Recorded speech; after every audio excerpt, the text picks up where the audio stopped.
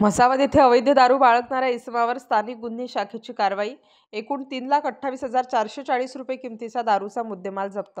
नंदुरबार स्थानिक गुन्हे शाखेचे पोलीस निरीक्षक हेमंत पाटील यांना दिनांक 14 सप्टेंबर 2025 रोजी गुप्त बातमीदारामार्फत बातमी मिळाली की म्हसावद पोलीस ठाणे हद्दीतील नागझिरी गावाच्या शिवारात इसम नामे शिवा भिल राहणार नामबार पाडा पोलीस राणीपूर तालुका शहादा यांचे शेताच्या बांधावरील झोपडीच्या आडोशाला इसम नामे रतीलाल उर्फ रडत्या भिल याने विनापरवाना बियर व विदेशी दारू चोरटी विक्री करण्याच्या उद्देशाने ठेवली आहे।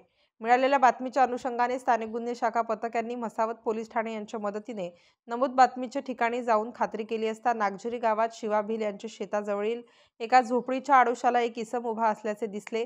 त्याचे जवळच काही खोक्यांचा साठा दिसून आला। त्यावेळी सदर इसमाचे जवळ पथक जात असताना त्यास पोलीस असल्याचा संशय आल्याने त्याने इथून पळ काढला। पळत असताना त्याने मागे पाहिले असता तो रेकॉर्डवरील आरोपी नामे रतीलाल उर्फ रडत्या आलम भिल हा असल्याचे समजले।